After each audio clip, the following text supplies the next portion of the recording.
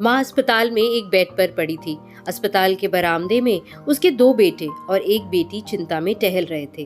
भाई बहन को अपनी माँ के लिए सेहत की चिंता तो थी, लेकिन उससे भी ज्यादा चिंता इस बात की थी कि अब माँ को अपने साथ कौन रखेगा। जब तक माँ स्वस्थ थी, वह इन तीनों से अलग अपने पुराने घर में रहती थी, लेकिन अब ऐसा करना खतरे से खाली नहीं होता और ऐसा करने में समाज में तीनों बेटे बेटियों का नाम भी खराब होता।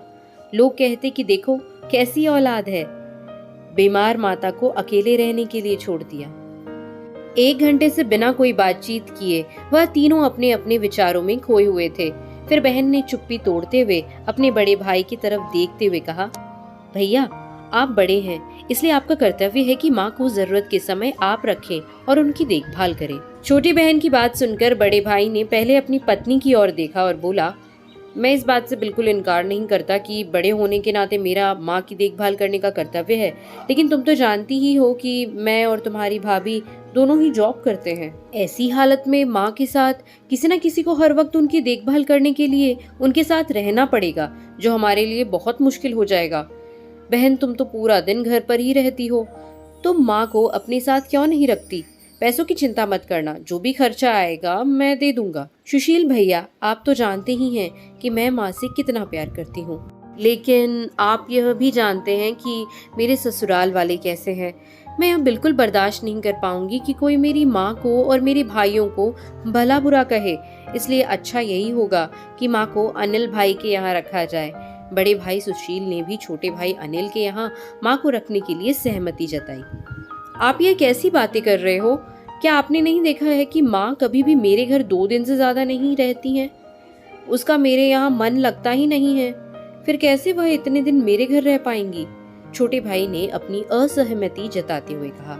इससे पहले कि इस चर्चा का कोई नतीजा निकल पाता, एक नर्स वहाँ दौड़ते हुए आई और कहने लगी, क्या आप ही वार्ड नंबर 4 में भर्ती मरीज के रिश्तेदार हैं? आपको डॉक्टर साहब अंदर बुला रहे हैं। सभी घबरा गए और दौड़ते हुए डॉक्टर के पास पहुंचे। डॉक्टर ने उनसे हाथ जोड़ते हुए कहा, आई एम सॉरी, मैं आपकी माता जी को नहीं बचा पाया। डॉक्टर की इस खबर ने सबके चेहरे पर झूठी मूठी दुख की परत तो चढ़ा थी, लेकिन सभी के दिल के किसी कोने में इस बात की खुशी भी छुपी हुई थी कि अब उन्हें माँ को नहीं संभालना पड़ेगा और माँ की वजह से उन्हें परेशान नहीं होना पड़ेगा। दोस्तों, छोटी सी यह इमोशनल कहानी ही समाज का सत्य है। यहाँ लोग ऊपर से जो दिखाते हैं वह अंदर से नहीं होते। जो माँ बाप अपने 4 बच्चों को बिना किसी शिकायत के बड़ी आसानी से संभाल पाते हैं, आगे चलकर जरूरत पड़ने पर यही 4 बच्चे मिलकर भी उन्हें नहीं संभाल पाते या नहीं संभालना चाहते। ऐसा क्यों? बच्चों को यह बात नहीं भूलनी चाहिए, जैसा वह बोएंगे वैसा ही तो काटेंगे। अगर आज वह अपने माँ बाप के साथ बुरा बर्ताव करते हैं तो उन्हें यह याद रखना चाहिए कि उनके बच्चे भी बड़े होंगे और वह भी बूढ़े होंगे। जो उन्होंने अपने माँ बाप के साथ किया है, उनके बच्चे भी उनके साथ वही करेंगे।